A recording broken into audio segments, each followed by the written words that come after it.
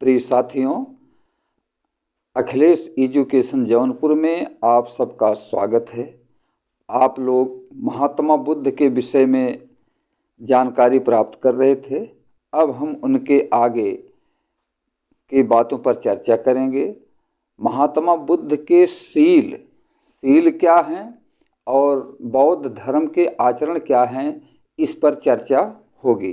तो हम देखते हैं कि महात्मा बुद्ध के सील यानी बौद्ध धर्म के सील क्या हैं। तो ये सील 10 बताए गए हैं। अब उनके नाम आप भी जानते रहेंगे और उनके विषय में भी थोड़ा थोड़ा जानते रहेंगे। तो महात्मा बुद्ध के सील यानी जैसे आप पंचशील पढ़ते होंगे, तो इस तरह से उनके 10 सील हैं। और ये 10 सील को पंचशील क्यों कहा जाता है और कैसे कहा जाता है, उनके विषय में जानकारी, बौद्ध धर्म के आचरण क्या हैं, इनके विषय में जानकारी आपको मिलेगी। और उसके आगे फिर कुछ कहानियों के माध्यम से भी आगे चर्चा की जाती रहेगी। तो आइए देखते हैं बौद्ध धर्म के सील यानी पंचशील नाम आप प्रायः सुनते होंगे। तो 10 सील हैं। तो उन 10 सीलों में पंचशील क्या कहा जाता है, 10 सील क्या कहा जाता है, इसके विषय में आइए हम जानकारी प्राप्त करते हैं। बौद्ध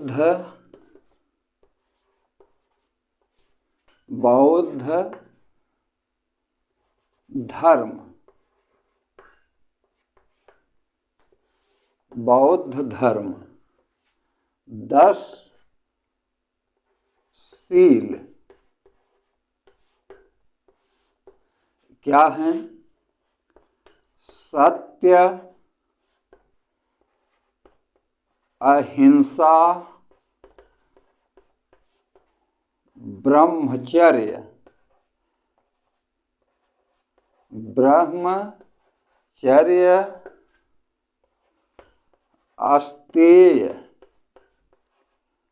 अस्तेय, अपरिग्रह।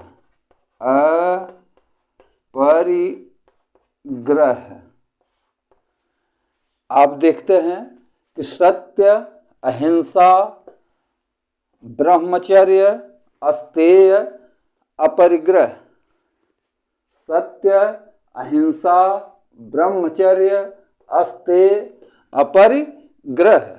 सत्य, अहिंसा, अस्तेय, अपरिग्रह। अस्तेय का मतलब चोरी न करना,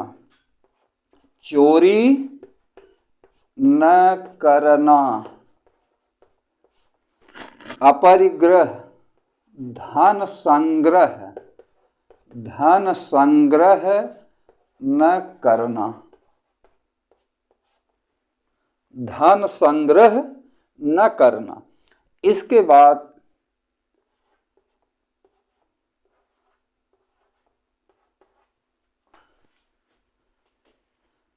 5 और हैं। क्या? सत्य, अहिंसा, ब्रह्मचर्य, अस्तेय, अपरिग्रह। सत्य, अहिंसा, ब्रह्मचर्य, अस्तेय, अपरिग्रह। 10 सील बताया गया। 5 ये 5 आगे और। तो इस तरह से ये हो जाते हैं 10 सील। अब 10 सील में क्या है कि जैसे अगला है नृत्य संगीत से दूर रहना, नृत्य संगीत से दूर रहना।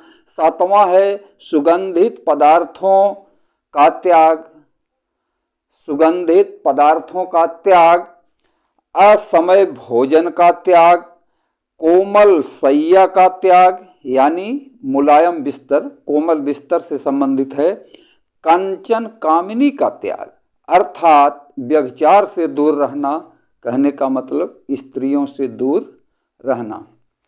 तो क्या है कि नृत्य संगीत से दूर रहना, नृत्य संगीत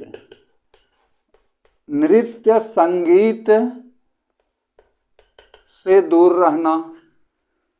कहने का मतलब कि नाच गाना, नृत्य संगीत यानी नाच गाना से दूर रहना, सुगंधित पदार्थों का त्याग, या यूं कहिए नृत्य संगीत का त्याग, सुगंधित पदार्थों का त्याग, सुगंधित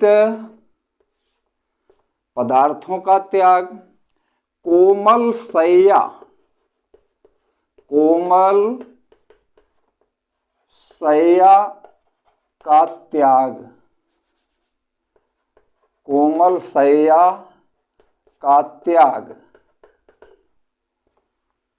कोमल शैया का त्याग और असमय भोजन का त्याग, कोमल शैया का त्याग, असमय भोजन, असमय भोजन, असमय भोजन का त्याग, और यह है कंचन कामिनी, कंचन कामिनी का त्याग, यानी कंचन कामिनी यानी व्यभिचार से दूर या स्त्रियों से दूर रहना, व्यभिचार से दूर रहना अर्थात स्त्रियों से दूर रहना यानी कंचन कामिनी का त्याग। अब आइए देखते हैं कि इनमें से ये 5 ये गृहस्थों के लिए हैं, गृहस्थों के लिए। सत्य, अहिंसा, ब्रह्मचर्य, अस्तेय, अपरिग्रह। सत्य आप जानते ही हैं कि सत्य क्या है, तो हमेशा यानी सच्चाई बोलना, झूठ न बोलना। तो सत्य, अहिंसा, ब्रह्मचर्य, अस्तेय, अस्तेय माने चोरी न करना, अपरिग्रह, अपरिग्रह माने धन संग्रह न करना।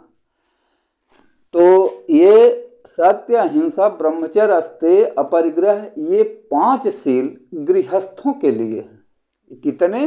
5 गृहस्थों के लिए हैं और ये सभी 10, 5 ये और 5 ये सभी 10 शील ये बौद्ध भिक्षुओं के लिए।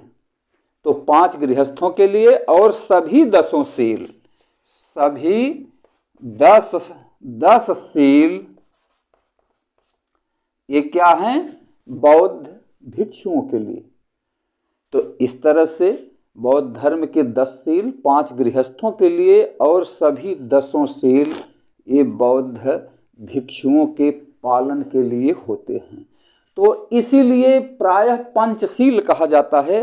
पंचशील क्यों? कि ये गृहस्थों के लिए भी है, इसलिए ये कहा जाता है कि इसे गृहस्थ यानी परिवार वाले भी, जैसे बाल बच्चे वाले अपना जो खेती गृहस्थी बाल बच्चे सब देख रहे हैं, तो ये गृहस्थ जीवन कहा जाता है। तो ये 5 शील गृहस्थों के लिए और सभी 10 शील बौद्ध भिक्षुओं के लिए ये अनुकरणीय हैं। इस तरह से कहा जाता है कि बौद्ध धर्म के 10 शील, जिनमें से 5 गृहस्थों के लिए और सभी 10 शील बौद्ध भिक्षुओं के लिए ये पालन करने होते हैं। तो इस तरह से आपने शील के विषय में देखा, बौद्ध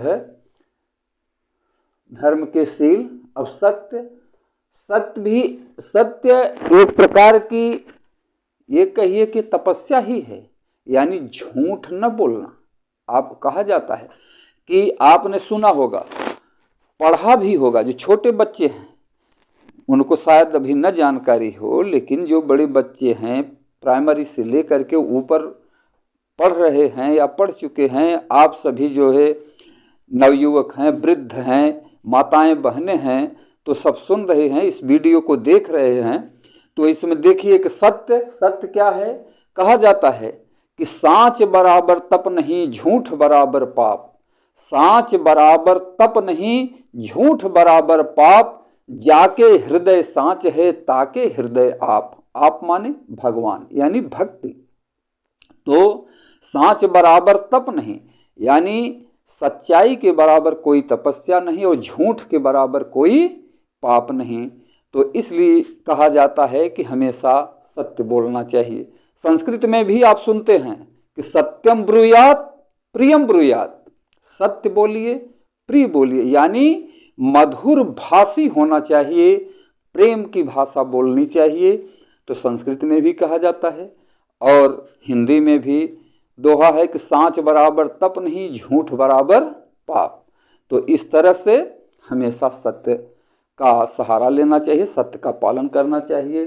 अहिंसा यानी जीव को मारना नहीं चाहिए, जीव को सताना नहीं चाहिए। और इस पर भगवान बुद्ध ने ज्ञान प्राप्ति के पश्चात जीवन भर अहिंसा का ही प्रचार प्रसार करते रहे। और इसलिए कहा जाता है अहिंसा परमो धर्म, अहिंसा परमो धर्म। ब्रह्मचर्य अपना काम करते हुए ईमानदारी सच्चाई से रहना ही ये कहा जाता है कि ब्रह्मचर्य है। और अस्ते चोरी न करना, किसी भी प्रकार की चोरी न करना, ईमानदारी से अपना काम करना, अपरिग्रह आवश्यकता से अधिक धन का संग्रह नहीं करना। और इस तरह से आपने देखा कि बौद्ध धर्म के 10 शील। अब आइए देखते हैं कि बौद्ध धर्म के आचरण, बौद्ध धर्म के आचरण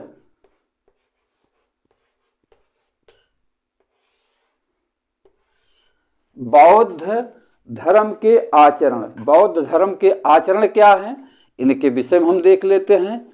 क्षणिकवाद, ये 10-11 आचरण बताए जाते हैं, तो उन्हें आप सुने और देखें भी। जहां आवश्यकता पड़ेगी ये लिखा भी जाएगा, समझाया भी जाएगा, इनके विषय में जानकारी दी जाएगी, बताया भी जाएगा। तो बौद्ध धर्म के आचरण क्या है? क्षणिकवाद, क्षणिकवाद, क्षणिकवाद, अनीश्वरवाद, प्रतीत समुत्पाद, कर्मवाद, अनात्मवाद, उसके बाद है पुनर्जन्म, कर्मकांड, यज्ञ, पशु बलि, जात पात का खंडन, अहिंसा पर बल, अहिंसा पर बल, वेदों में अविश्वास और निर्वाण। क्षणिकवाद, अनीश्वरवाद, प्रतीत समुत्पाद, कर्मवाद, अनात्मवाद, पुनर्जन्म, कर्मकांड, यज्ञ, पशु बलि, जात पात का खंडन, अहिंसा पर बल, वेदों में अविश्वास और निर्वाण। ये बौद्ध धर्म के 10-11 आचरण ये बताए जाते हैं। तो देखिए, क्षणिकवाद, जहां लिखने की जरूरत पड़ेगी लिखा भी जाता रहेगा, और जहां वैसे बोलना है तो इस तरह से भी आपको ये बताया जाएगा। तो क्षणिकवाद, क्षणिकवाद क्या है कि महात्मा बुद्ध संसार में, संसार को नित्य न मान करके क्षण भंगुर मानते थे। क्षणिकवाद में क्या बताया जाता है कि महात्मा बुद्ध संसार को नित्य न मान करके क्षण भंगुर मानते थे। संसार की प्रत्येक वस्तु क्षणिक तथा निरंतर परिवर्तनशील रहने वाली है, इस बात को ध्यान रखा जाना चाहिए। इसी पर भगवान बुद्ध ने जोर भी दिया है कि किसी भी वस्तु को हमेशा शाश्वत नहीं मानना चाहिए, शाश्वत नहीं। क्यों? कि यह संसार परिवर्तनशील है, क्षणिकवाद है, यानी क्षण भंगुर है, परिवर्तनशील है, प्रत्येक चीज बदलती रहती है। हम, आप, सारी दुनिया बदल रही है, आज है कल नहीं रहेगी, आज क्या है कल क्या रहेगा। तो इसमें परिवर्तन होता रहता है, ये परिवर्तनशील है। इसलिए उन्होंने संसार को क्षण भंगुर माना, इसे क्षणिकवाद कहा जाता है। अनीश्वरवाद, महात्मा बुद्ध अनीश्वरवादी थे। उनका कहना था कि संसार की उत्पत्ति में ईश्वरीय सत्ता का कोई योगदान नहीं है। महात्मा बुद्ध अनीश्वरवादी थे। उनका कहना था कि संसार की उत्पत्ति में ईश्वरीय सत्ता का कोई योगदान नहीं है। यह उनका अनुभव रहा, उन्होंने अपने अनुभव पर ये सब सिद्ध किया है। और इसीलिए वे कहते हैं कि स्वयं मनुष्य को अपने अनुभव के आधार पर अपना निर्णय लेना चाहिए। तो यह महात्मा बुद्ध का अनुभव रहा है। प्रतीत्य समुत्पाद, प्रतीत्य समुत्पाद यह क्या है कि प्रत्येक घटना के पीछे कार्य कारण होता है। प्रत्येक घटना के पीछे कार्य कारण का संबंध है और कार्य कारण का यह सिद्धांत प्रतीत्य समुत्पाद के नाम से जाना जाता है। प्रत्येक घटना के पीछे कार्य कारण का संबंध होता है और इसी को प्रतीत्य समुत्पाद के नाम से जाना जाता है। कर्मवाद, महात्मा बुद्ध का कार्य में विश्वास था। सभी जानते हैं, महात्मा बुद्ध के विषय में पढ़े भी होंगे, बताया भी जा रहा है कि महात्मा बुद्ध का कार्य में विश्वास था। उनका कहना था कि मनुष्य यज्ञ, पूजा, बलिदान आदि से अपने बुरे कर्मों को मिटा नहीं सकता है। यानी जैसा कर्म वैसा फल, जैसा कर्म वैसा फल, कि यज्ञ, पूजा, बलिदान आदि से बुरे कर्मों को मिटाया नहीं जा सकता है। कहने का मतलब जैसा कर्म वैसा फल। इसीलिए कहा भी जाता है, आपने सुना भी होगा, पढ़ा भी होगा और पढ़ा है, जो पढ़े लिखे हैं वो जानते हैं कि करे बुराई सुख चहे कैसे पावे कोय। करे बुराई सुख चहे कैसे पावे कोय, बोया पेड़ बबूल का आम कहाँ से होए। इसे प्रायः आप सब लोग सुने भी होंगे, पढ़े भी होंगे। हो सकता है कि भूल गया हो तो याद हो जाएगा इस दोहा से कि करे बुराई सुख चहे कैसे पावे कोय, बोया पेड़ बबूल का आम कहाँ से होए। तो इस तरह से महात्मा बुद्ध हमेशा कर्म में विश्वास किया करते थे। अनात्मवाद, अनात्मवाद क्या है कि महात्मा बुद्ध के अनुसार आत्मा नाम की कोई वस्तु नहीं होती।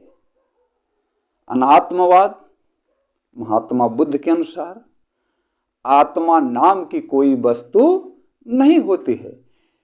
अगला आचरण उनका है कि पुनर्जन्म, यानी छठा आचरण पुनर्जन्म। महात्मा बुद्ध का पुनर्जन्म में विश्वास था। महात्मा बुद्ध का पुनर्जन्म में विश्वास था। अब आप लोग आश्चर्य में होंगे कि एक तरफ ये कहा जाता है अनात्मवाद, आत्मा को नहीं है, महात्मा बुद्ध के अनुसार आत्मा नहीं है, और एक तरफ उनका पुनर्जन्म में विश्वास था। तो हाँ, उनका कहना था कि पुनर्जन्म होता है और इस पर वो विश्वास करते थे। लेकिन पुनर्जन्म आत्मा का नहीं, अहंकार का होता है। तो महात्मा बुद्ध का पुनर्जन्म में विश्वास था। और पुनर्जन्म में क्या विश्वास था कि पुनर्जन्म आत्मा का नहीं, अहंकार, अहंकार का पुनर्जन्म होता है, फिर से जन्म होता है। आत्मा का नहीं, अहंकार का पुनर्जन्म होता है। कर्मकांड, यज्ञ, पशु बलि में विश्वास।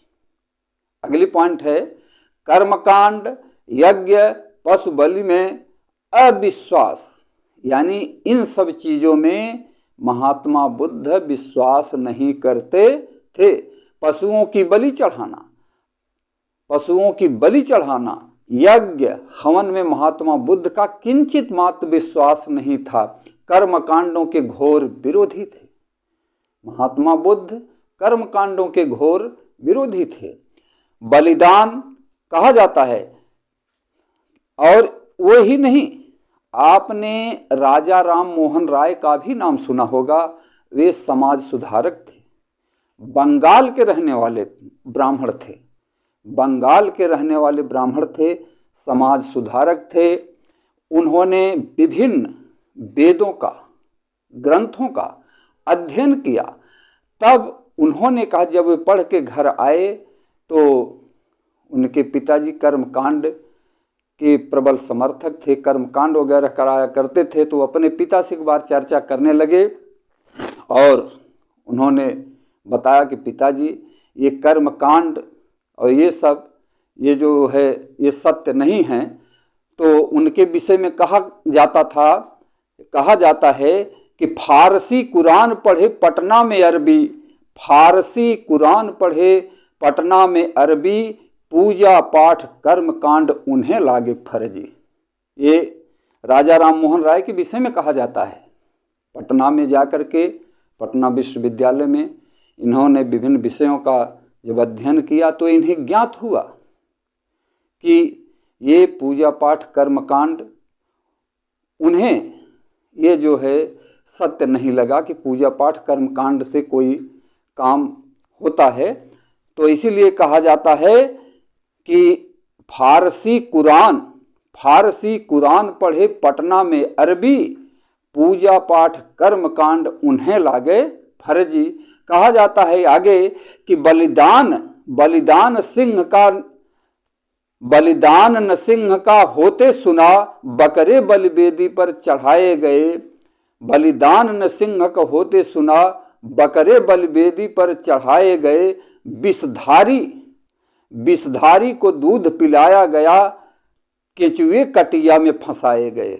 तो जब किसी भी प्राणी का बलिदान किया जाता है तो प्रायः कमजोर, यानी बकरे का, भैंसे का, मुर्गी का, इसी तरह से जो है कमजोर जानवरों का ही बलिदान दिया जाता है। और ये महापुरुष समाज सुधारक ये बताते हैं कि इनसे कोई कार्य सिद्ध होने वाला नहीं है, कार्य सिद्ध होता है करने से। इसी पर महात्मा बुद्ध ने जोर दिया, समाज सुधारकों ने जोर दिया, राजा राम मोहन राय ने, कबीर दास ने और अन्य समाज सुधारकों ने। देखिए स्वामी विवेकानंद भी कर्मकांड को सत्य नहीं मानते थे, वो भी इसका जो है विरोध किया करते थे। तो अगली पॉइंट देखिए, अगली पॉइंट क्या है? जात पात का खंडन। जात पात का खंडन। अब जात पात में क्या है कि जात पात महात्मा बुद्ध के अनुसार जात पात नहीं होती है। वे जात पात में नहीं बल्कि सामाजिक एकता में विश्वास करते थे। महात्मा बुद्ध के अनुसार कि जातियां नहीं होती है, वे जात पात को नहीं मानते थे। उनके अनुसार कि जात पात नहीं होती है बल्कि वे सामाजिक एकता में विश्वास करते थे। उनके अनुसार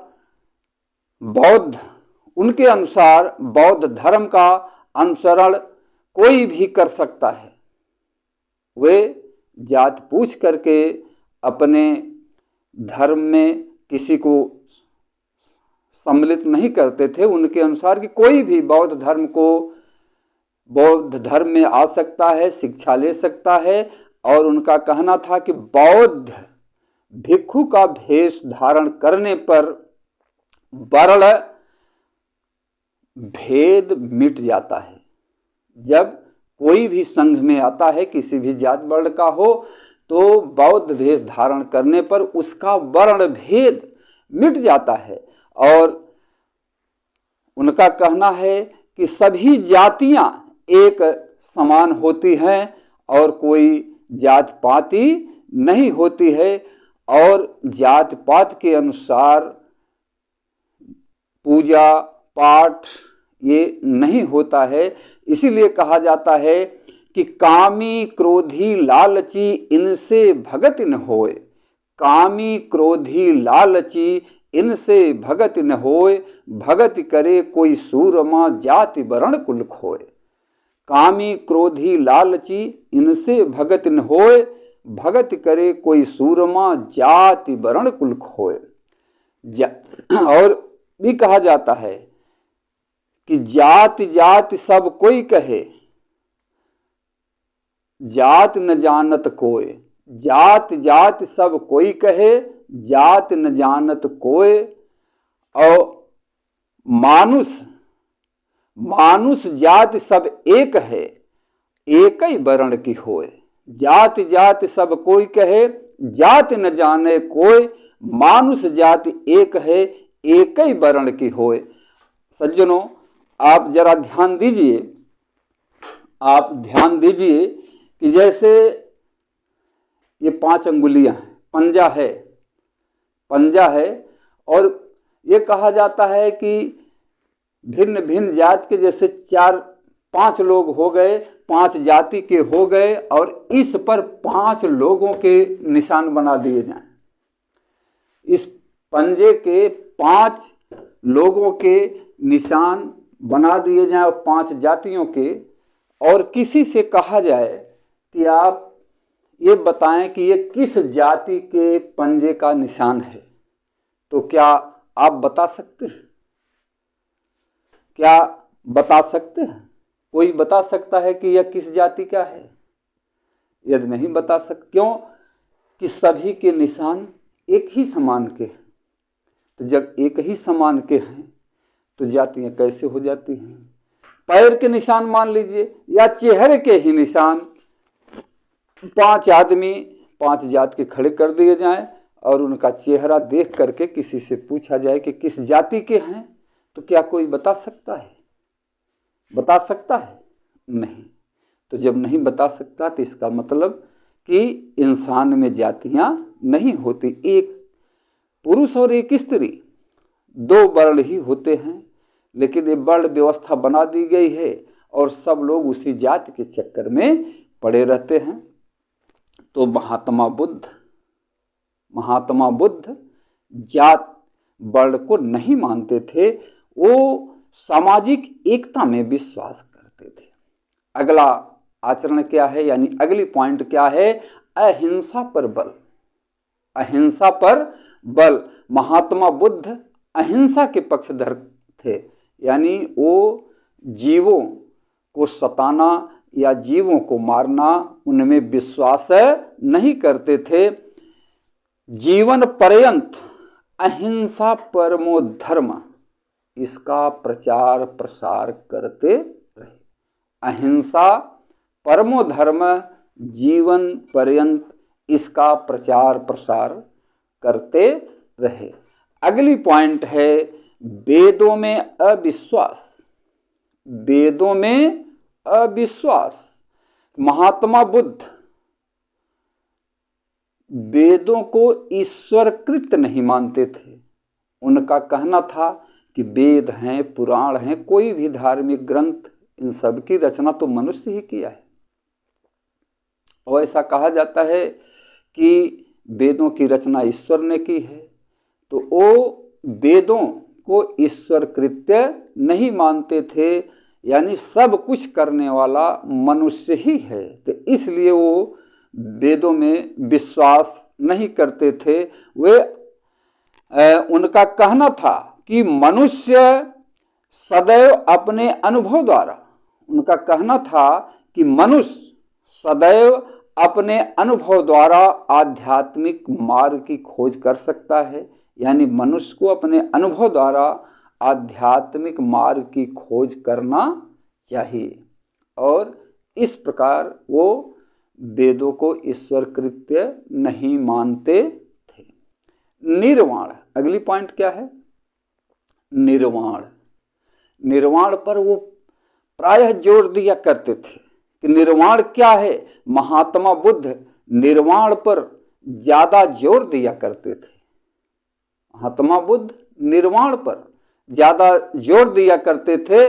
निर्वाण वह अवस्था है, निर्वाण वह अवस्था है कि जिसमें ज्ञान की ज्योति अज्ञान रूपी अंधकार तथा अहंकार को नष्ट कर देती। ज्ञान रूपी ज्योति अज्ञान रूपी अहंकार और अज्ञान को नष्ट कर देती है, अर्थात समस्त वासना और तृष्णा का नाश हो जाता है। इसी को वो निर्वाण, यानी कहने का मतलब कि वासना तृष्णा का नाश हो जाता है, ये नष्ट हो जाती हैं, और तब जा कर के इंसान को सुख की अनुभूति होती है, सुख की प्राप्ति होती है। और इस तरह से बौद्ध धर्म के ये 10-11 आचरण जो आपको बताए गए कि क्षणिकवाद, अनीश्वरवाद, प्रतीत समुत्पाद, कर्मवाद, अनात्मवाद, पुनर्जन्म, कर्मकांड, यज्ञ तथा पशु बलि में अविश्वास, जात पात का खंडन, अहिंसा पर बल, वेदों में अविश्वास और निर्वाण। ये थे बौद्ध धर्म के आचरण। बौद्ध धर्म के आचरण। अब महात्मा बुद्ध से संबंधित कुछ प्रतीक, अब इनके विषय में चर्चा होगी कि महात्मा बुद्ध से संबंधित कुछ प्रतीक। अब आइए उसको देखते हैं। अब आप आगे देखें, बुद्ध जीवन से जुड़े प्रतीक। बुद्ध जीवन से जुड़े प्रतीक। तो प्रिय दोस्तों, प्रिय सज्जनों, श्रोतागण एवं दर्शकगण जो आप वीडियो से जुड़े हुए हैं, इसके लिए आपको बहुत बहुत धन्यवाद। और इसमें देखिए, अब यहाँ से परीक्षा में पूछे गए विभिन्न प्रकार के प्रश्न आप विभिन्न प्रतियोगी परीक्षाओं में भी देखे होंगे कि कमल या साण, कमल या साण ये बुद्ध जन्म के प्रतीक। आइए अब देखते हैं कि बुद्ध जीवन से जुड़े प्रतीक। अब कमल या साण, कमल या साण ये बुद्ध जन्म के प्रतीक हैं। बुद्ध जन्म के प्रतीक कमल या साण। घोड़ा ये गृह त्याग का प्रतीक है। क्यों कि घोड़े से ही सवार होकर के वो घर से निकले हुए थे, और जब घर से निकले तो गृह त्याग को शब्दों में क्या कहा जाता है? महाभिनिष्क्रमण। महाभिनिष्क्रमण ये इनके जीवन से जुड़े हुए प्रतीक के रूप में है। ये प्रायः परीक्षा में पूछा जाता है, और इनमें से कोई न कोई जो है एक सवाल इनमें से आपको मिल सकता है, या किसी परीक्षा में बैठे होंगे तो इनमें से मिला होगा, या इसमें से न मिला होगा तो जो बुद्ध का ये चैप्टर चल रहा है उसमें से मिले होंगे। तो इसमें से भी प्रायः प्रश्न पूछे जाते हैं कि कमल या साण बुद्ध जन्म का प्रतीक है, घोड़ा उनके गृह त्याग का प्रतीक है, और ज्ञान ये किसका है? पीपल वृक्ष। तो अगर पीपल वृक्ष पूछा जाए तो पीपल वृक्ष ज्ञान का प्रतीक, या ज्ञान ही लिया जाए, ज्ञान से पूछा जाए तो पीपल वृक्ष यानी बोधि वृक्ष। अब बोधि वृक्ष नाम लेने से आपको पता चल जाता है कि वो कौन सा वृक्ष था? पीपल का वृक्ष। और उस पीपल वृक्ष का नाम भी आपको बताया गया है, अश्वत्थामा नाम का पीपल वृक्ष। चक्र क्या है? चक्र, यह चक्र जो है ये धर्म प्रवर्तन यानी ये प्रवचन का प्रतीक है। चक्र प्रवचन का प्रतीक है। पद चिन्ह इनके निर्वाण के प्रतीक बताए जाते हैं। और स्तूप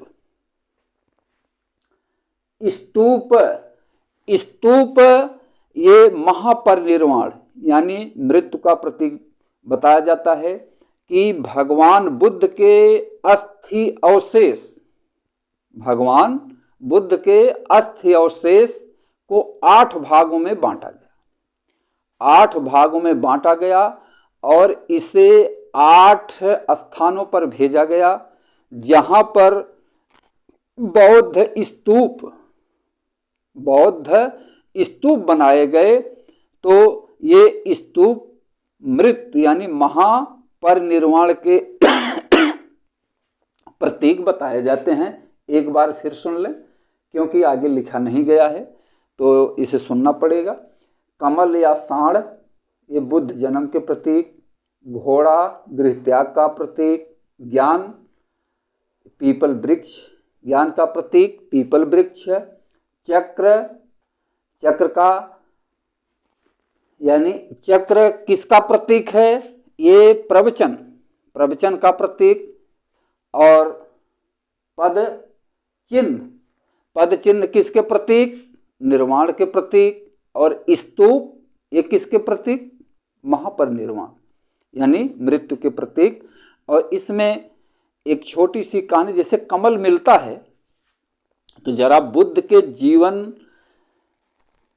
को एक छोटी सी कहानी के रूप में हम बता दे रहे हैं, जो उनके जीवन में देखिए कमल का प्रतीक मिलता है, कमल का।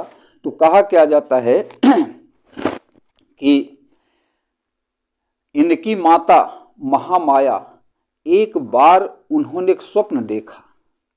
और आप ये जानते हैं कि औरतें प्रायः स्वप्न देखा करती हैं, ऐसा सुना जाता है, और आप अपने घर में भी सुनते होंगे, औरतें प्रायः स्वप्न देखा करती हैं।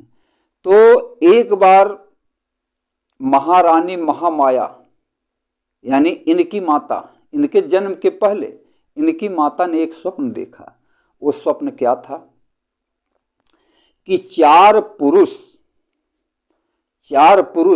यानी देव पुरुष उनको लिवा करके हिमालय की ओर जा रहे हैं। चार पुरुष उनको लिवा करके हिमालय की ओर जा रहे हैं। वो पुरुष कैसे? दिव्य पुरुष, देव पुरुष उनको लिवा करके हिमालय की ओर जा रहे हैं। और एक तालाब के किनारे, यानी उन्हें पालकी में लेकर के, डोला में लेकर के जा रहे थे, और एक तालाब के किनारे वो रुकते हैं। वह तालाब एक सुंदर और रमणीक बगीचे में था। वो सुंदर सरोवर था, बड़ा भव्य और रमणीय स्थान था। हरे भरे वृक्षों, फूलों से वह सजा हुआ वह स्थान था। तब उन्होंने देखा कि 6 सूंड वाला एक सफेद 6 सूंड वाला एक सफेद रंग का हाथी, श्वेत रंग का हाथी, और अपने सूंड में सफेद रंग का कमल लिए हुए वह आकाश से उतरता है।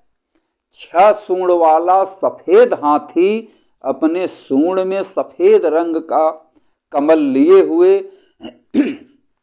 आकाश से उतरता है, और महारानी को 3 बार प्रदक्षिणा करके, 3 बार उनका चक्कर लगा करके दाएं तरफ से उनके कोख में समा जाता है। सफेद रंग का हाथी, 6 सूंड वाला, सफेद रंग का कमल लिए हुए आकाश से उतरता है, और उनका 3 चक्कर लगाने के बाद उनके दाएं तरफ से उनके कोख में समा जाता है। अब रानी एकाएक चौंक करके उठी और अगल बगल देखने लगी, तो कहीं कुछ नहीं। और सुबह महाराज से उन्होंने ये घटना बताई। महाराज कौन? शुद्धोधन, कपिलवस्तु के महाराज शुद्धोधन। जब उन्होंने यह घटना बताई तो महाराज ज्योतिषियों को, विद्वानों को बुलाए और इस स्वप्न का अर्थ पूछने लगे। तब उन्होंने कहा कि महाराज, कोई दिव्य, यानी आपके घर में, आपके राजमहल में एक दिव्य और अलौकिक शक्ति वाला पुत्र जन्म लेने वाला है। यानी अलौकिक शक्ति वाला एक पुत्र जन्म लेने वाला है। तो अब आप देखें, जरा अपने मन में विचार करें कि सफेद कमल, तो कमल का प्रतीक यहां हुआ, कमल का प्रतीक, और 6 सूंड वाला हाथी। तो आप जान चुके हैं कि महात्मा बुद्ध 6 वर्ष घनघोर तपस्या किए थे। 6 वर्ष घनघोर तपस्या किए थे। तो कुछ शब्द जो है इससे जुड़े हुए ये मिलते हैं, और ये प्रायः परीक्षा में पूछा जाता है। तो ज्ञान प्राप्ति के बाद, ज्ञान प्राप्ति के पश्चात उन्होंने जगह जगह जाकर के लोगों को ज्ञान उपदेश दिए, ज्ञान दिए, और इस तरह से लोग उनके उपदेश को सुनने के लिए आया करते थे। तो आपको ये मालूम होगा कि इन्होंने सबसे अधिक समय श्रावस्ती में बिताए। कहाँ? श्रावस्ती। और श्रावस्ती का जेतवन का नाम आपने सुना होगा। तो इन्होंने अधिक से अधिक यानी ज्यादा से ज्यादा समय श्रावस्ती में बिताए थे। और श्रावस्ती क्या है कि श्रावस्ती कोसल महाजनपद की राजधानी थी। श्रावस्ती कोसल महाजनपद की राजधानी थी। महाजनपद के विषय में आपको बताया गया है। और कोसल नरेश कौन थे? प्रसेनजीत, जो बड़े प्रतापी राजा थे। तो कोसल महाजनपद के कोसल नरेश प्रसेनजीत, और कोसल की राजधानी कहाँ? श्रावस्ती। और श्रावस्ती में महात्मा बुद्ध ज्यादा से ज्यादा समय बिताए। ये कहा जाता है कि इन्होंने श्रावस्ती में 25 वर्षावास बिताए। 25 वर्षावास कहाँ? श्रावस्ती में। कितने? 25। अब ये वर्षावास क्या है? मैं तो समझता हूं कि आपको इसे बताने की आवश्यकता अब शायद नहीं होगी। और वर्षावास शब्द आप सुनते ही आपके ध्यान में आ गया होगा कि वर्षावास क्या है। तो मैं तो ये समझता हूं कि इसे बताने की जरूरत नहीं होगी। और वर्षावास सुनते ही आपके ध्यान में यह आ गया होगा कि यानी इसके विषय में आपको पूरी जानकारी हो गई होगी।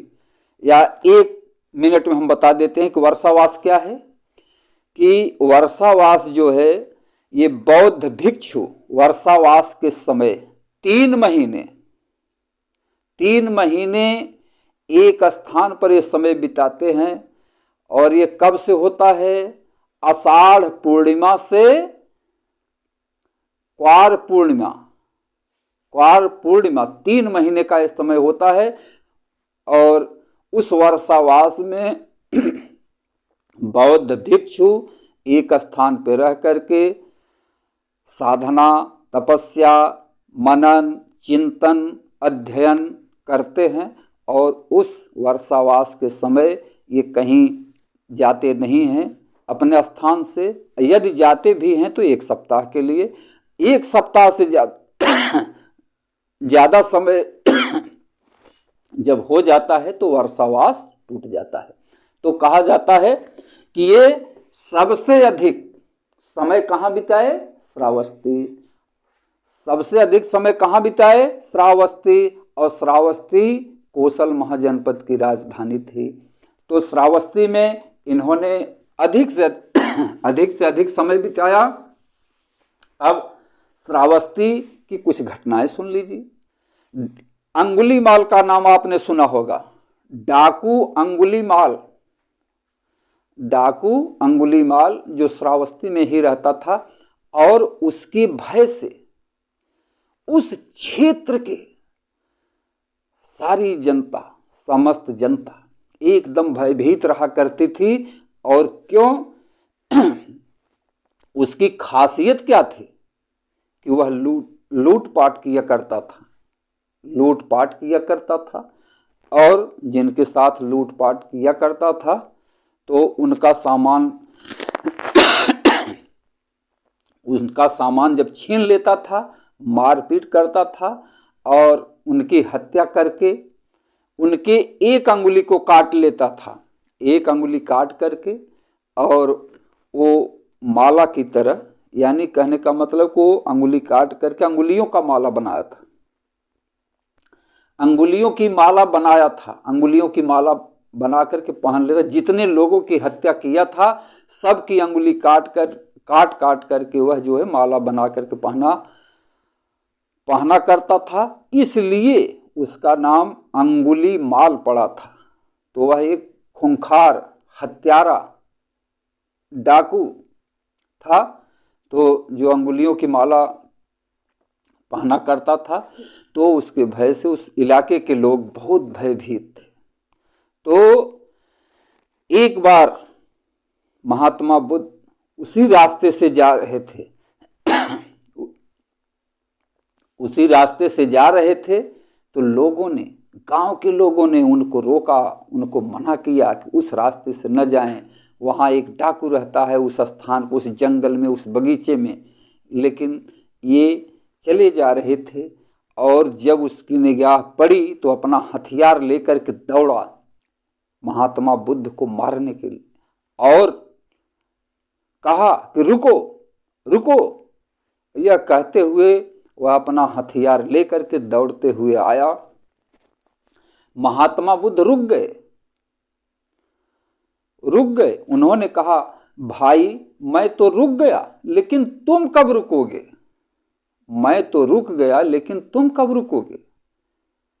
तो जब इतनी बात वह सुनता है तो कहता है कि आपने मुझे भाई कहा? आपने मुझे भाई कहा? कहें, हाँ, आप मेरे जैसे, मेरे समान, आप भी तो इंसान ही है, तो मैं और क्या कहूं। तब वह बड़े आश्चर्य पड़ा कि आज तक मुझे ऐसा कोई नहीं मिला कि जो मुझे भाई के समान माना हो, जिसने मुझे भाई कहा हो। और तो उन्होंने कहा, मैं तो रुक गया, तुम कब रुकोगे? तो वह कहा, मैं कुछ समझा नहीं। तो उसे बताए कि तुम यह अपना काम कब रोकोगे? तो वह क्या कहता है गर्व में कि मैं बहुत बलशाली हूं, बहुत शक्तिशाली हूं, लोग मुझसे भय खाते हैं, भयभीत रहते हैं। तो महात्मा बुद्ध ने कहा कि ठीक है भाई, मैं मानता हूं कि आप बलशाली हैं, शक्तिशाली हैं। तो उन्होंने 10 पत्ते मंगवाए पेड़ से। एक पेड़ से कहें 10 पत्ते ला सकते हैं? कहा, क्यों नहीं। तुरंत 10 पत्ते लाया। जब 10 पत्ते लाया, गिन करके दिखाया कि देखिए 10 पत्ते। तब महात्मा बुद्ध ने कहा कि अब इन पत्तों को, यानी वह 10 पत्ते तोड़कर लाया, तो महात्मा बुद्ध ने कहा कि अब इन पत्तों को जहां से तोड़े हो उसी पे फिर जोड़ दो, उसी स्थान पर लगा दो। तब वह कहा कि यह कैसे हो सकता है कि जब ये पत्ते वहां फिर कैसे लग सकते हैं, ये टूट गए तो फिर कैसे। तब महात्मा बुद्ध ने कहा कि जब तुम जिन्हें जीवन नहीं दे सकते तो उनका जीवन कैसे ले सकते हो? उनका जीवन लेने के अधिकारी तुम कैसे हो? कैसे बलशाली हो? और यह बात सुन करके उसे ज्ञान सा प्रतीत हुआ और उसके अंदर कुछ चेतना आई, जागृति हुई, और वह उसके हाथ से हथियार गिर गया और वह भगवान बुद्ध के चरणों में गिर पड़ा। और तब कहा कि आप मुझे अपनी शरण में ले लीजिए। और उन्होंने कहा कि जब मेरी शरण, फिर भी वह डर रहा था, क्योंकि वह बहुत से लोगों की हत्या किया था, लोग उसे मारने के लिए खोजते थे, उनसे वह डरता था। तो बुद्ध ने कहा कि नहीं, जब तुम मेरी शरण में आ जाओगे तो तुम्हें कोई नहीं मारेगा, तुम्हें कोई नहीं मारेगा, तुम्हें ज्ञान हो जाएगा और तुम भयभीत बने हो, भय रहित हो जाओ, निर्भय हो जाओ। उनकी बातों का उस पर बड़ा प्रभाव पड़ा और इस तरह से वह अपने इस कुकृत्य को छोड़कर, कौन, हिंसा जैसे कुकृत्य को छोड़ करके वह अहिंसक बन गया। हिंसा के कर्म को छोड़कर अहिंसक बन गया। और भगवान बुद्ध न हथियार उठाए, न कुछ किए, कभी हथियार नहीं। उन्होंने बिना हथियार को, हथियार चलाने वालों को पराजित कर दिया। बिना हथियार उठाए हथियार चलाने वाले को पराजित कर दिया। ये अद्भुत गुण, यह अद्भुत ज्ञान, ये अद्भुत शक्ति महात्मा बुद्ध में थी। दूसरी कहानी सुनिए श्रावस्ती की, क्योंकि श्रावस्ती में वह अधिक से अधिक समय बिताए, 25 वर्षावास, कहा जाता है 25 वर्षावास बिताए। तो एक और कहानी है कि एक विधवा स्त्री अपने मरे हुए पुत्र को, वो विधवा थी, उसका एक पुत्र था और उसकी मृत्यु हो गई, तो वह विलाप करने लगी। और उसने सुना था कि इस क्षेत्र में बुद्ध रहते हैं और वे, कुछ लोगों ने बताया कि मरे हुए लोगों को जिला देते हैं, मरे हुए लोगों को जिला देते हैं। और इस बात को वह सुनी थी, तो रोते हुए, विलाप करते हुए, बिलखते हुए, करुण क्रंदन करते हुए, चित्कार करते हुए अपने बेटे को लिए हुए बुद्ध के पास आती है और कहती है कि मैंने सुना है कि आप लोगों को जिंदा कर देते हैं, लोग आपकी बड़ी प्रशंसा करते हैं। अब वो बड़े आश्चर्य पड़े कि अब उसे समझाने लगे, लेकिन वह मानी नहीं। उसके दिमाग में केवल एक ही बात कि मेरा पुत्र जिंदा होना चाहिए, कि मेरे पुत्र को जिंदा करिए। वो समझा रहे थे, लेकिन वह कुछ नहीं मान रही थी, रोए जा रही थी, विलाप कर रही थी, जोर जोर से विलाप कर रही थी। तो भगवान बुद्ध ने कहा कि हाँ, मैं इसके जिंदा होने में तुम्हारी मदद कर सकता हूं, इसके लिए तुम्हें कुछ करना होगा। जब उन्होंने कहा इसके लिए तुझे कुछ करना होगा, तो वह बड़े आश्चर्य में पड़ गई, विस्मय में, और कही क्या करना होगा, मुझे क्या करना हो? कहें कि तुम्हें पीली सरसों, जाओ कहीं से एक मुट्ठी पीली सरसों लेके आओ, तो मैं तुम्हारे पुत्र के विषय में कुछ कर सकता हूं। अब वह बगल के गांव में दौड़ी दौड़ी जाती है, और लेकिन हाँ, जब पीली सरसों की बात उन्होंने कहा, तो कहा एक बात और ध्यान रखना है कि पीली सरसों उस घर की होनी चाहिए जिस घर में किसी की मृत्यु न हुई हो। पीली सरसों उस घर से लाना है जिस घर में किसी की मृत्यु न हुई हो। वह बड़ी खुश हुई, उसे यह लगा कि अब मेरा बेटा जीवित हो जाएगा, और वह दौड़ी दौड़ी पास के गांव में जाती है। उस विधवा औरत का नाम कृष्णा गौतमी बताया जाता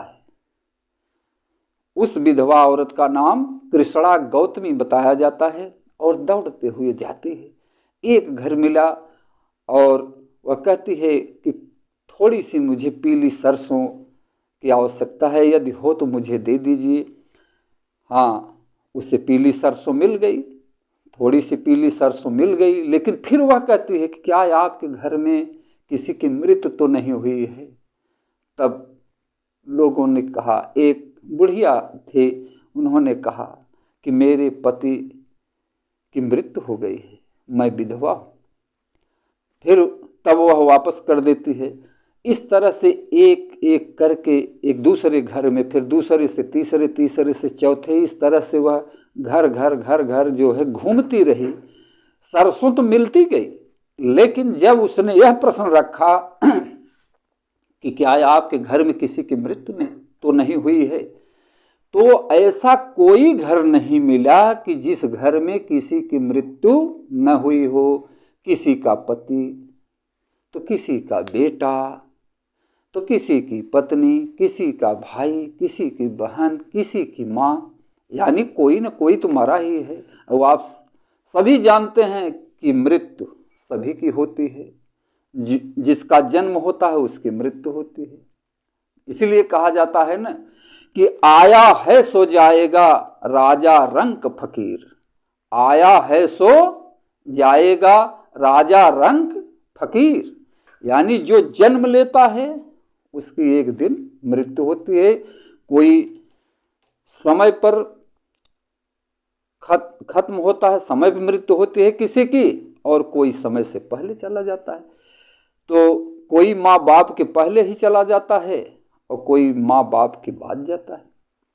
बस फर्क इतना ही है, जैसे खेती की जाती है, फसल बोई जाती है, एक समय के बाद, एक निश्चित समय के बाद फसल पक जाती है। तो ये इसीलिए कहा जाता है कि यह संसार परिवर्तनशील है, और हमेशा परिवर्तन होता रहता है, वस्तुएं बदलती रहती हैं समय के साथ। तो वह विधवा स्त्री घूमते घूमते घूमते घूमते पूरे गांव में घूम डाली, एक घर पहुंचती है। वह घूमते घूमते धीरे धीरे थक जाती है, तो एक घर फिर पहुंचती है और गुहार लगाती है कि इस घर में कोई है। तो एक युवती सफेद साड़ी में निकलती है और पूछती है कि माँ कहिए क्या मैं मदद कर सकती हूँ। तो वह कहती है कि अगर आप पास पीली सरसों हो तो थोड़ी सी पीली सरसों दे दीजिए। और वह रोने लगती है। वह लड़की ला करके पीली सरसों देती है। जब पीली सरसों पा जाती है तो फिर वह पूछती है कि आपके घर में किसी की मृत्यु तो नहीं हुई है। तब इतनी बात सुन करके वह नवयुवती लड़की 22 वर्षीय नवयुवती लड़की रोने लगती है और वो कहने लगती है कि माँ आप मुझे देख रही हैं कि मैं सफ़ेद साड़ी में हूँ और मैं स्वयं विधवा हो चुकी हूँ, मेरे पति की मृत्यु हो चुकी है। जब वह वृद्ध औरत उस लड़की को देखती है तो अवाक रह जाती है। फिर वह यह देखती है कि घूमते घूमते कई घंटे बीत गए, मुझे कोई ऐसा घर नहीं मिला कि जिस घर में किसी की मृत्यु नहीं हुई हो। वह लड़की कहती है कि जो पैदा होता है उसकी मृत्यु होती है, यह संसार का नियम है। यह संसार का नियम है कि जो पैदा होगा वो मरेगा, जो आया है वो जाएगा। तब उसे ज्ञान होता है और फिर वहीं से वह बुद्ध के पास जाने लगती है। और जाते जाते जाते जाते एक तो वह दिन भर यानी 2-4 घंटे डोलते टहलते फिरते और थक भी चुकी थी, कुछ खाई पी नहीं थी, प्यास और भूख से परेशान। तब बुद्ध के पास जब वह पहुंचती है तब हाथ जोड़ करके उनके चरणों में गिर पड़ती है, कहती है कि अब मेरा बेटा जीवित नहीं होगा। बुद्ध पूछते हैं क्यों नहीं जीवित होगा? मैं तो यहाँ बैठा हूँ, तुम्हारा ही इंतजार कर रहा हूँ, क्या पीली सरसों लाई? तब वह कहती है कि नहीं बुद्ध, नहीं, अब मेरा बेटा जीवित नहीं होगा। क्यों? कि जो मरता है वह जीवित नहीं होता है। तो महात्मा बुद्ध लोगों को सीधे समझाते नहीं, उसे कुछ करने के लिए, अनुभव करने के लिए बताते थे। तब आदमी को, इंसान को धीरे धीरे उनकी बातें समझ में आती थी और जो समझ में आती थी वो सत्य समझ में आती थी। इस तरह से महात्मा बुद्ध लोगों को ज्ञान की शिक्षा दे करके उनके दिल का भ्रम,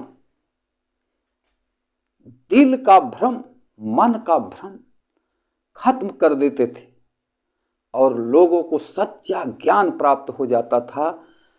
तो इस तरह की ज्ञान की बातें और सही बातें बुद्ध बताया करते थे। तो साथियों, आप इस ढंग की कहानियाँ देख करके आप स्वयं आप इस वीडियो से जुड़े हुए हैं तो तमाम सारी परीक्षाओं में या ज्ञान की बातों में आपको इस तरह से कहानियाँ मिलती रहती हैं।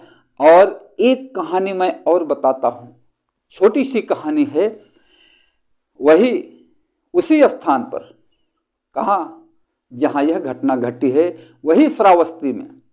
यानी बुद्ध एक दूसरे को शिक्षा भी दिया करते थे, ज्ञान की बातें भी बताया करते थे, लेकिन कुछ लोग इन्हें बदनाम करने की भी कोशिश किया करते थे, इन्हें बदनाम करने की साजिश भी रचा करते थे। अब जरा इसकी भी एक कहानी छोटी सी है तो उसे सुने कि श्रावस्ती के जेत वन में भगवान ठहरे हुए थे, रुके हुए थे, लोगों को प्रवचन दे रहे थे, ज्ञान की बातें बता रहे थे। तो जहाँ ये रुके हुए थे लोग इनकी बात को सुनने के लिए डेली आते जाते थे। धीरे धीरे जो है लोगों की संख्या बढ़ती जाती थी। तो कुछ लोग इनको बदनाम करने की साजिश भी करने लगे। क्यों कि इनका महत्व धीरे धीरे बढ़ता जा रहा है, इनकी चर्चाएं बढ़ती जा रही थी। तो इस तरह से कुछ लोग इनके पीछे कुछ कांड रचने लगे इन्हें बदनाम करने के लिए। तो हुआ क्या कि जहाँ ये रहते थे वहाँ आने जाने के लिए उस शहर में कुछ गलियाँ भी थी, और कुछ लोग क्या किए कि एक बालिका, एक लड़की जिसका नाम चिंचा था, चिंचा नाम की एक लड़की जिसकी उम्र लगभग 12-14 साल की थी, 15-16 साल की थी। तो कुछ लोगों ने वह गरीब घर की लड़की, और कुछ लोगों ने उसे पैसे का लालच प्रलोभन दे करके, कपड़े का लालच प्रलोभन दे करके, और धीरे कुछ पैसे उसे दिए। तो वो उससे कहते थे कि जहाँ बुद्ध प्रवचन करते हैं तुम शाम के समय उधर चली जाया करो, वहाँ से कुछ लकड़ियाँ वगैरह, और ये सब वो लकड़ी बिनती थी और ये सब करती थी, गरीब घर की बच्ची थी। तो लकड़ी लेने के लिए उधर चली जाया करो शाम के समय। तो अब वो करती क्या थी, अच्छा लकड़ी लेके आती थी, तो अपने घर का काम भी करती थी, कुछ लकड़ी और लोग भी ले लेते थे, थोड़ी सी लकड़ी वगैरह ले लेते थे और उसे पैसे देते थे। तो वह बड़ी खुश होती थी और वह सोचती थी कि हमें पैसे भी मिल रहे हैं। तो शाम के समय वो जाती थी उस जेतवन में जहाँ बुद्ध प्रवचन करते थे। तो ये बताया गया कि वहाँ उनके आश्रम में नहीं जाना है, केवल तुम उस गलियों से हो करके उस जंगल में उनके आश्रम की तरफ जाया करो।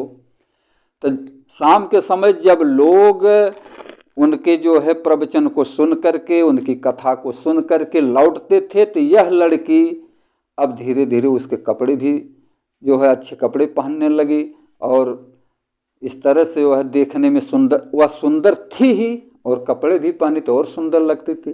तो जब लोग प्रवचन सुन के आते थे तब वह इधर से उधर जाया करती थी। तो आते जाते लोग उसको देखते थे कि वो सोचते थे कि लड़की कहीं जा रही है कुछ लेने के लिए। तो धीरे धीरे जब प्रवचन सुन के लोग आते थे तब यह इधर से जाती हुई लोगों को दिखती थी।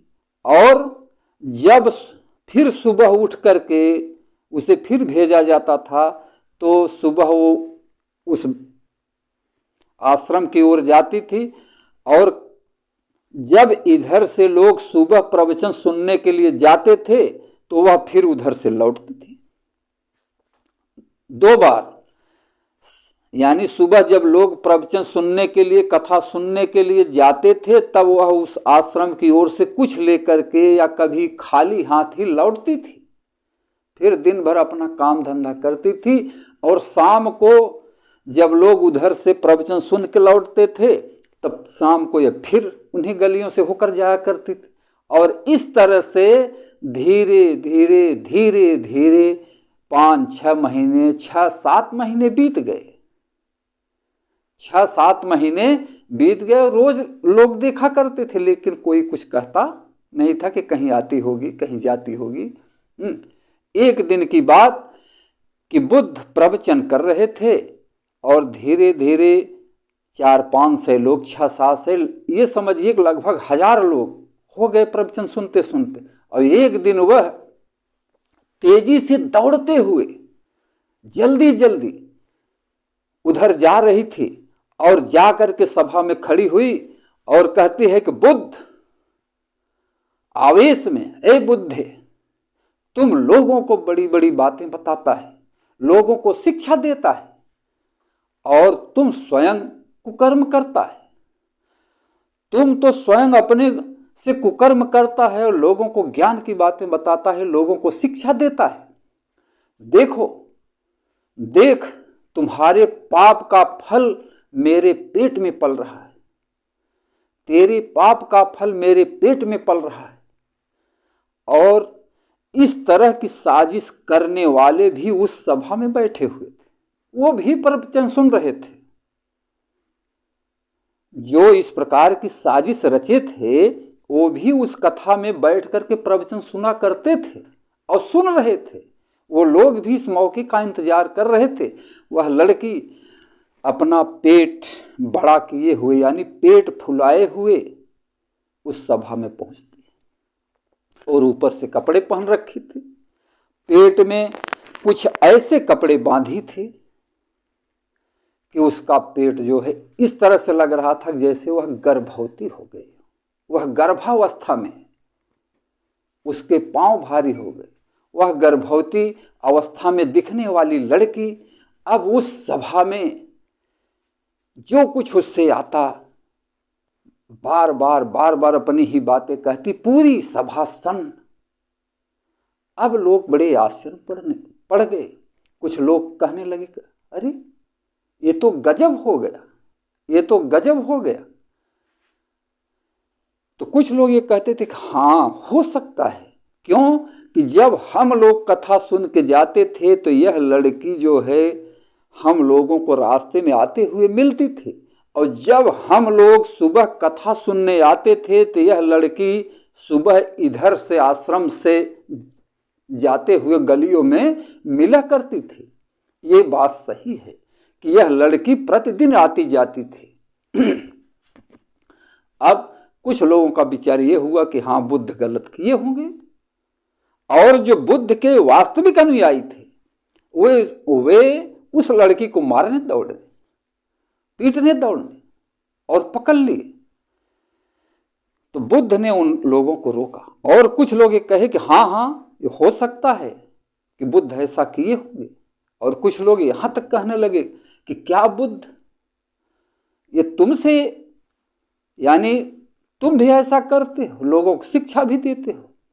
और वह लड़की कह रही थी कि लोग मुझे जीने नहीं दे रहे, मुझे ताने मार रहे हैं, मैं बदनाम हो रही हूं, लोग मुझे गांव में नहीं रहने दे रहे, अब मैं क्या करूं। वो सारी बातें बोल रही है, सारी बातें बोल रही है, बोलते चली जा रही है, लोग सुन रहे हैं। कुछ लोग उसे मारने दौड़े। तो भगवान बुद्ध ने उन लोगों को रोका, रुकिए, आप लोग उसको मारिए नहीं, रुकिए। तब उन्होंने कहा, बहन बहन, कभी कभी जैसे बेटी, इस बात को केवल 2 लोग जानते हैं। यहां जितने लोग बैठे या जितने लोग यहां पर हैं, केवल 2 लोग जानते हैं, एक मैं और एक तुम। इस सच्चाई को केवल 2 लोग जानते हैं, एक मैं एक तुम। कि इसमें क्या सच्चाई है। तो जब वो अपने इस मधुर भाषा में कहे कि बहन इस बात को केवल 2 लोग जानते हैं, एक मैं और एक तुम, उससे अनायास हंसी आ जाती, उसे हंसी आ जाती। क्यों कि वह नकली गर्भवती थी, असली नहीं, वह नकली गर्भवती थी। वो पेट में इस तरह से व्यवस्था बनाई थी, कपड़े बांधे हुए थी। यह कहा जाता है कि अपने पेट में वह लकड़ी का कठौता बांधी हुई थी, ऊपर से कपड़े पहन ली थी, और उसका पेट भारी लग रहा था, देखने में वह गर्भवती सी लग रही थी। उसे हंसी आ जाती, और हंसी आती है कि उससे बड़े जोर से खांसी आ जाती है, और जब खांसी आ जाती है तो वह जो पेट में बांधी हुई थी वह खसक कर नीचे गिर जाता है। अब वह खसक करके नीचे गिर गया और वह वहां से भगी। तब लोग उसे पकड़ लिए, उसे मारने लगे, और बुद्ध फिर जाकर के बचाए। और तब बुद्ध कहते हैं कि नहीं नहीं, मारिए नहीं, मारिए नहीं, जाकर के उसे छुड़ाए। तो कहे, बहन ये बताओ कि ये बात क्या है कि क्यों तुम इस तरह से जो है इस सभा में आकर के स्वयं अपनी ही बेइज्जती कर रही हो। ये क्या कारण है? कौन से लोग हैं कि जो तुम्हें इस जाल में फंसाए? तुम इस तरह से झूठ मूठ के प्रपंच में फंस गई। सही बात को तुमने गलत साबित किया, तुम स्वयं अपने को गलत तब जब इस तरह से पूछने लगे, तब वह बच्ची, वह बालिका ये सारी बातें बताने लगी और उसने सत्य सत्य बता दी। उसने सारी घटना, सारी सच्ची घटना को बता दिया। तब बुद्ध ने कहा कि सत्यमेव जयते, सत्यमेव जयते, यानी सत्य की विजय होती है। सत्यमेव जयते, ये घटना कहाँ की है? श्रावस्ती जेत बन की। वो चिंचा नाम की